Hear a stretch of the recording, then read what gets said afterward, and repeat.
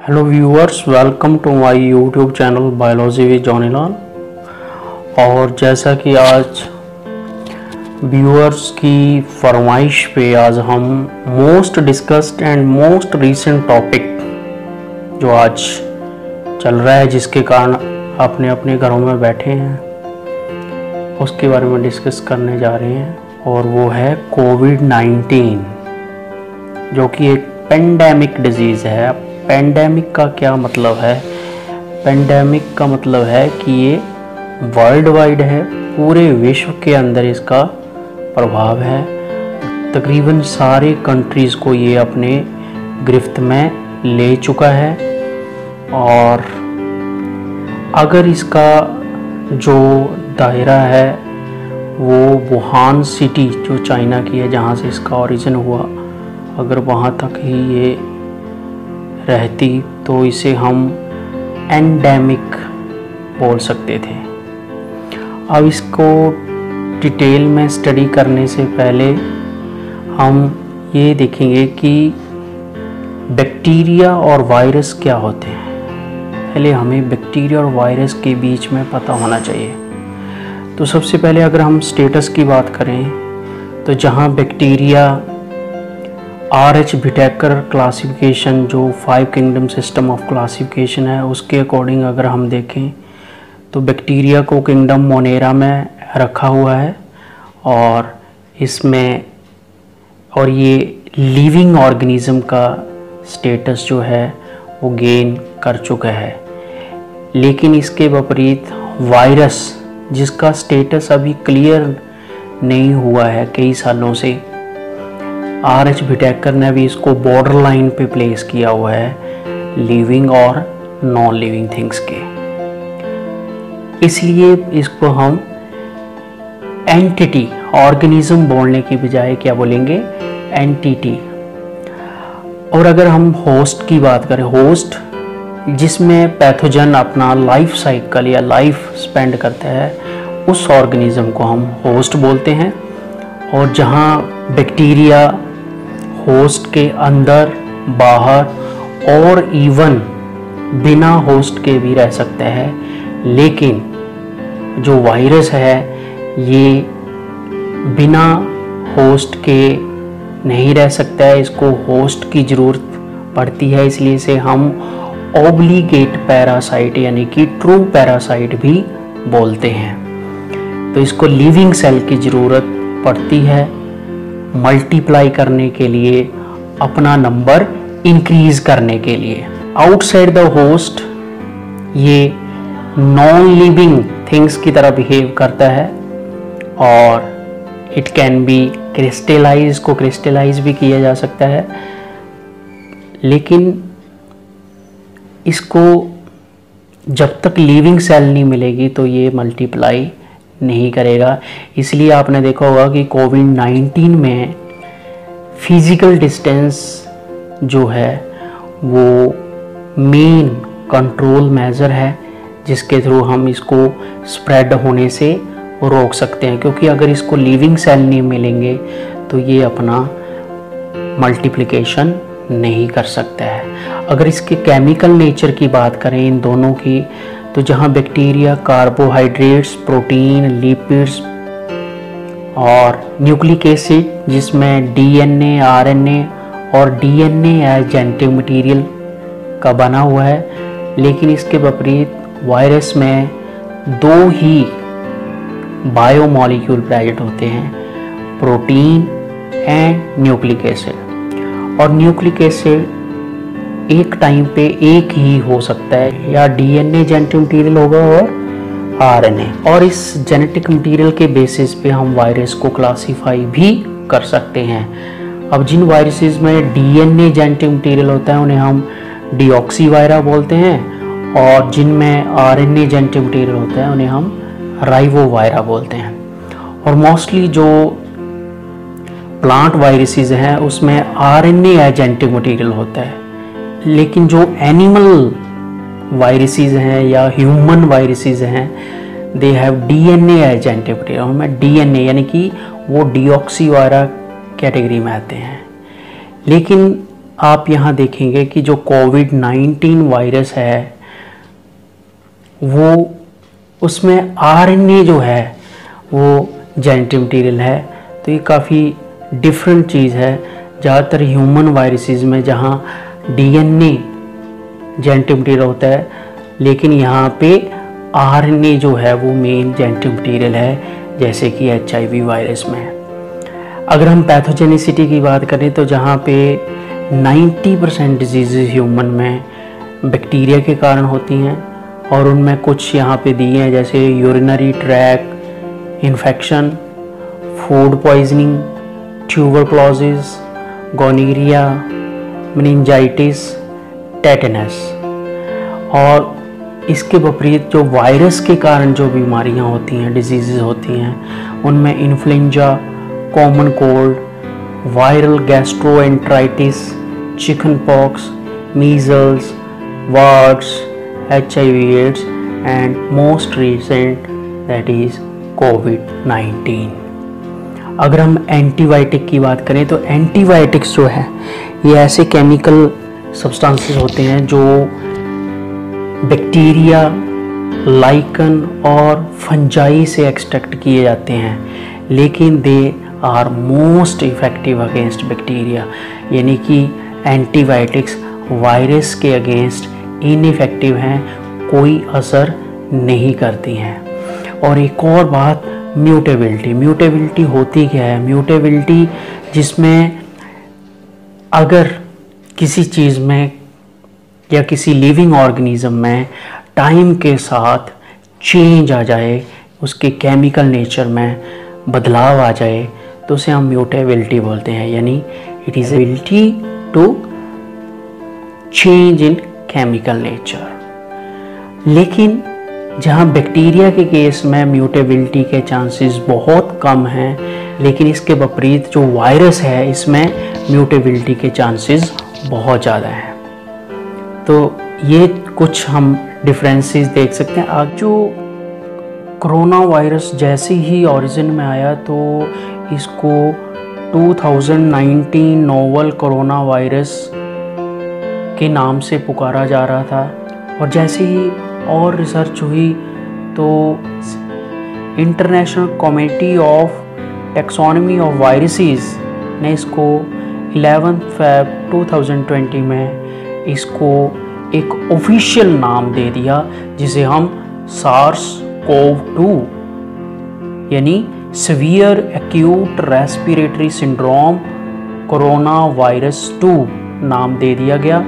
और WHO ने, world health organisation ने 11 Feb 2020 को ही इस डिज़ीज़ को ऑफिशियली कोविड-19 बोलना शुरू कर दिया, या इसको नाम दे दिया गया।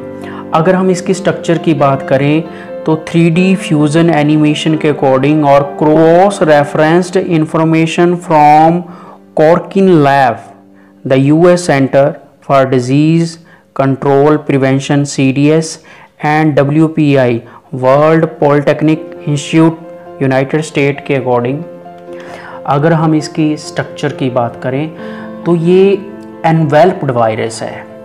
अब जिन वायरसेस मेम्ब्रेन के बाहर एक और कवरिंग हो उसे हम एनवेल्प्ड वायरसेस कहते हैं, और ये जो एनवेल्प्ड वायरसेस होते हैं ये ज़्यादा हार्मफुल होते हैं और ईज़िली पकड़ में नहीं आते हैं। कई वायरसेस ऐसे भी हैं जिनके अंदर ये एनवेल्प नहीं होता है, उन वायरसेस को हम नेक्ड वायरसेस बोलते हैं। अब इस वायरस में अगर हम सबसे बाहर देखें तो स्पाइक्स हैं। ये स्पाइक के कारण ही सबसे पहले लिविंग सेल या होस्ट सेल के साथ कांटेक्ट करता है। तो इसमें जो स्पाइक्स हैं वो, जिसको हम S से बोल सकते हैं, तो इसमें प्रोटीन प्रेजेंट हैं, और उन प्रोटीन के लिए ये एक्चुअली ग्लाइकोप्रोटीन है, और इसके लिए protein data bank code 6CRB है। और अगर आप गूगल में इसको सर्च करेंगे तो आपको इस प्रोटीन या ग्लाइकोप्रोटीन की डिटेल स्ट्रक्चर पता चल जाएगी। अगर हम एनवेल्प की बात करें तो जो एनवेल्प है जिसे हम ई से लिख सकते हैं, उसमें भी पीडीवी कोड, उसका जो पीडीवी कोड है वो 5X29 है। यानी अगर आप इसको गूगल पे सर्च करेंगे तो आपको इस प्रोटीन की भी डिटेल पता चल जाएगी। अगर हम मेम्ब्रेन की बात करें तो मेम्ब्रेन में जो है वो पीडीवी कोड 316G है। और इस मेम्ब्रेन में एक और प्रोटीन है जिसे हम हीम एग्लूटिनिन एस्ट्रेज डाइमर और शॉर्ट में HE बोल सकते हैं। ये भी एक ग्लाइकोप्रोटीन यानी शुगर और प्रोटीन के मिक्सचर से बना है। अगर हम इसकी इनसाइड देखें तो यहाँ पे जेनेटिक मटेरियल प्रेजेंट है और जेनेटिक मटेरियल RNA की फॉर्म में है और RNA के साथ N प्रोटीन। तो ये भी बड़ा यूनिक और अननेचुरल है। एक तो RNA का होना, क्योंकि ज़्यादातर जो ह्यूमन डिजीज़ को कॉज करने वाले वायरसेस हैं उनमें DNA जेनेटिक मटेरियल होता है, लेकिन इस वायरस में एक तो RNA जेनेटिक मटेरियल है। और बड़ी ही ध्यान देने वाली बात है, स्ट्रक्चर काफ़ी ज़्यादा HIV वायरस से मिलती जुलती है। HIV वायरस जो कि रेट्रो वायरस है जिसमें RNA जेनेटिक मटेरियल होता है, लेकिन जैसे ही वो होस्ट सेल में एंटर करता है तो वो अपने RNA को DNA में कन्वर्ट कर लेता है। लेकिन अभी तक की रिसर्च तक ये पता चला है कि इसमें RNA है और साथ में N प्रोटीन है।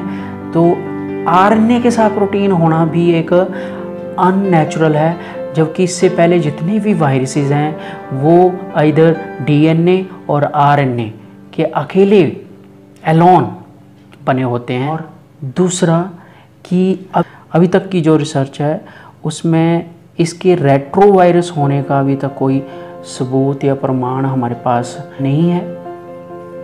तो आप देख सकते हैं कि दोनों जो HIV वायरस और कोविड-19 वायरस SARS-CoV-2, इन दोनों में ही RNA जेनेटिक मटेरियल है। इन दोनों ही वायरसेस की अभी तक कोई वैक्सीन नहीं बन पाई है।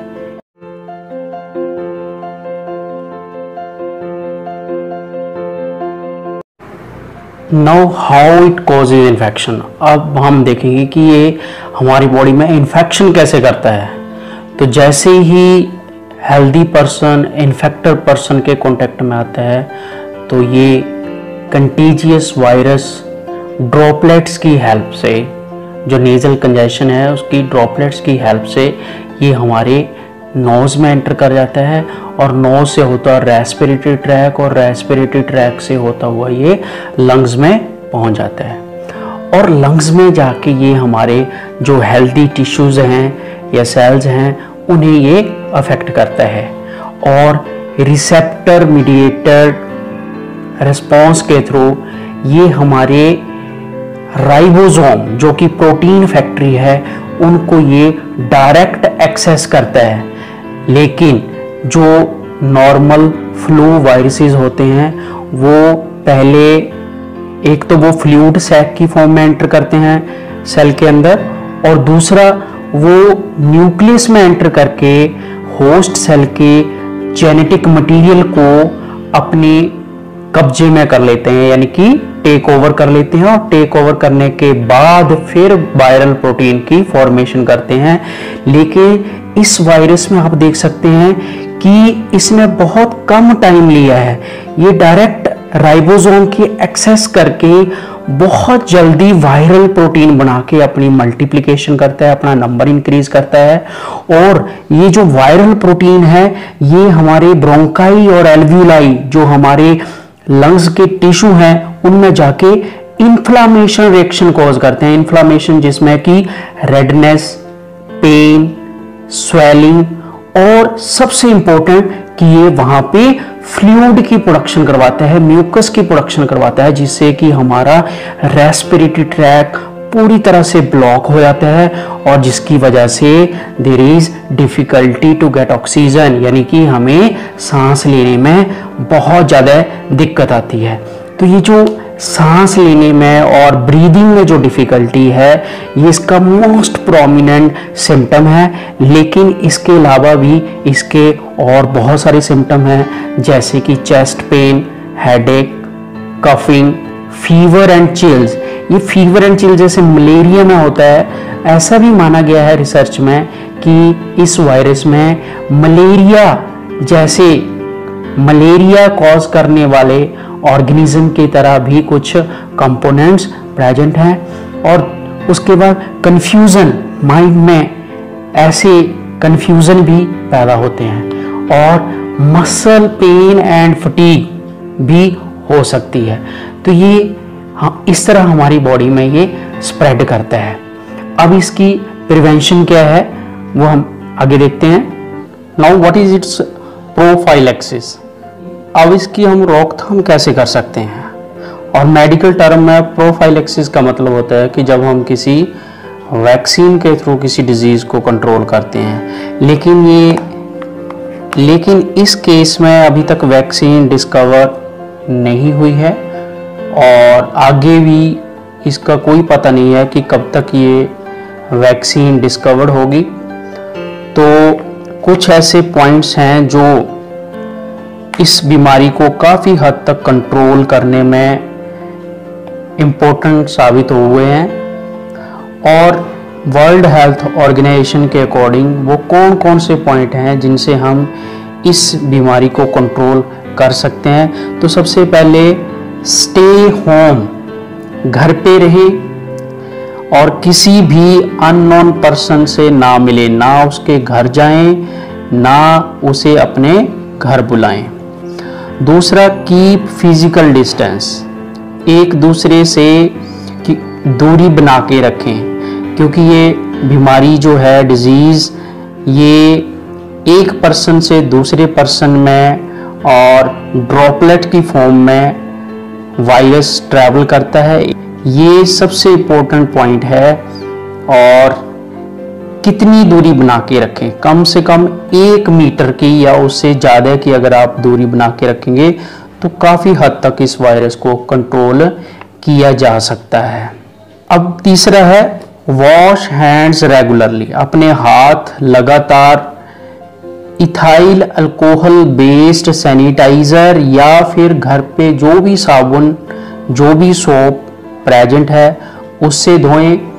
इसमें हाथ धोना और कितने टाइम तक, एटलीस्ट 20 सेकेंड तक धोना ज़्यादा इम्पोर्टेंट है beside ethyl alcohol based sanitizer. तो अगर सैनिटाइज़र नहीं है तो स्ट्रेस करने की कोई ज़रूरत नहीं है, सिर्फ आप घर पे जो साबुन है उससे हाथ धो सकते हैं।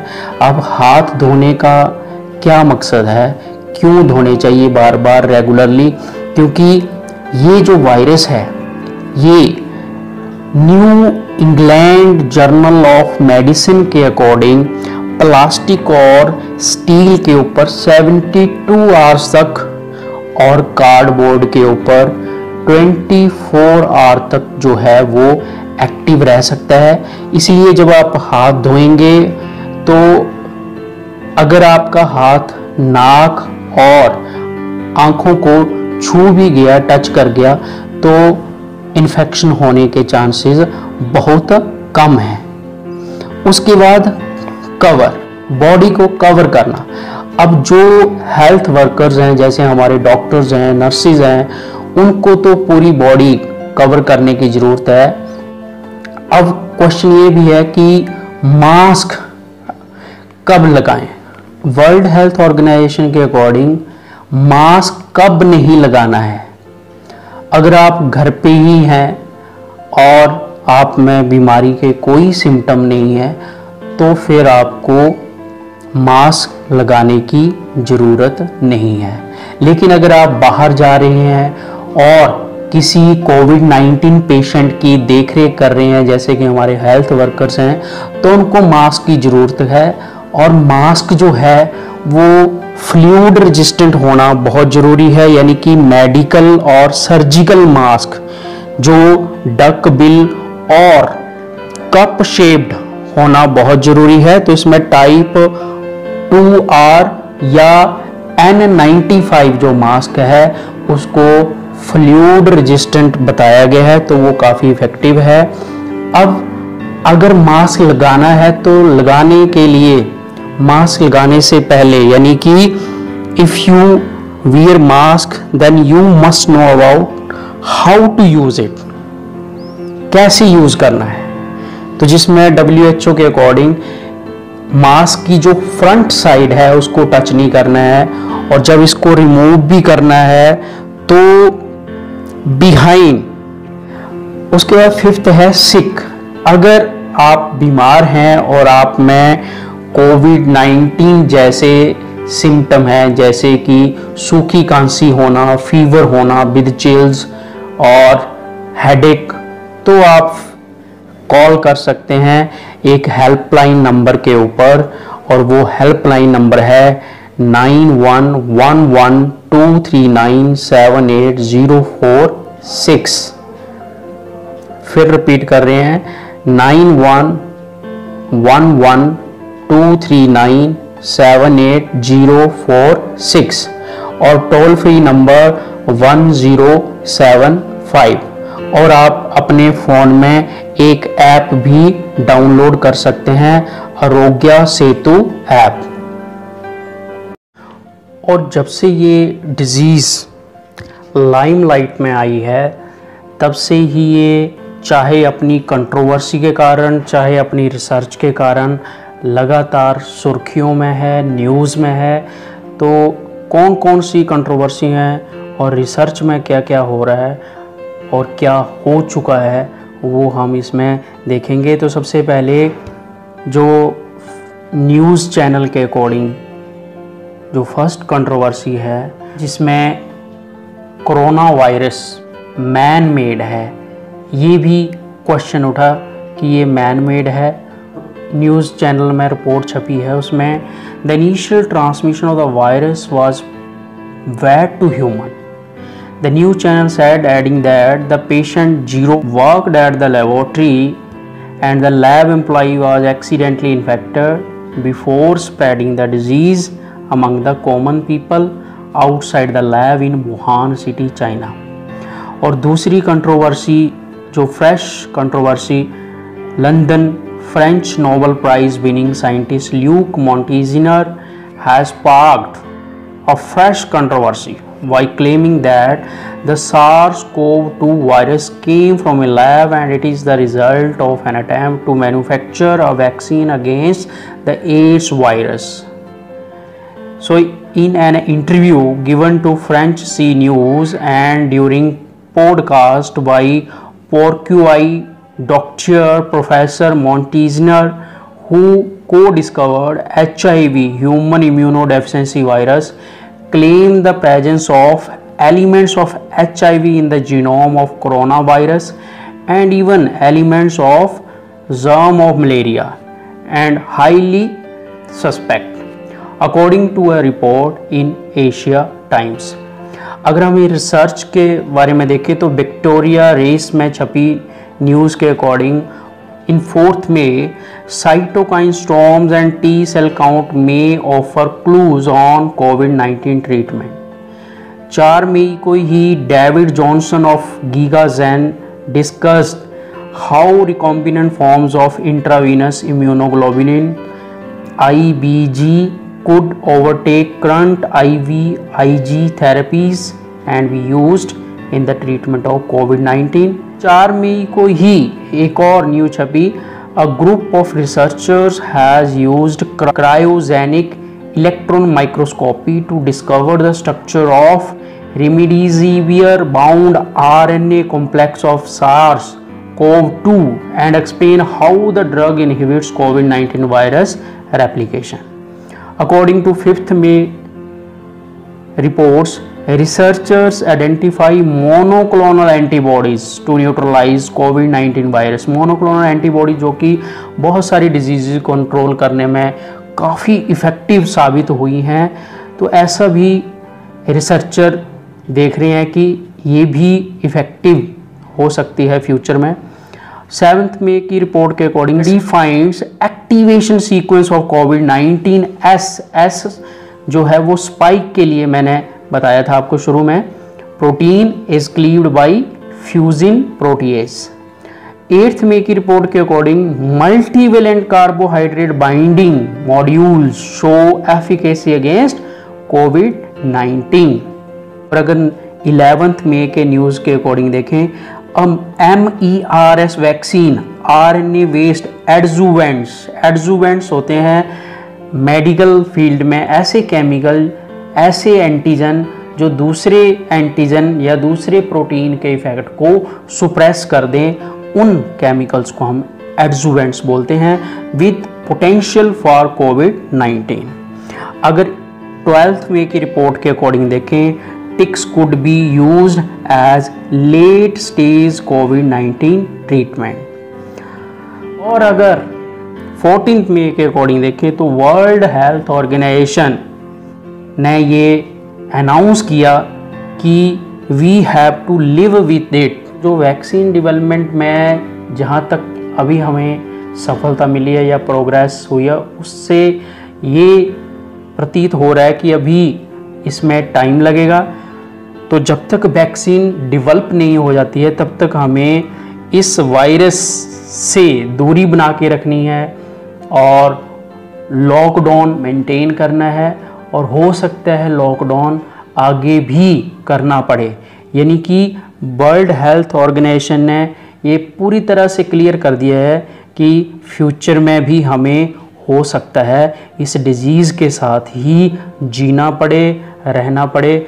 तो जितनी जल्दी हम इससे निपटने के बारे में सोच सकते हैं या कर सकते हैं एफर्ट्स, उतना ही ठीक रहेगा। धन्यवाद।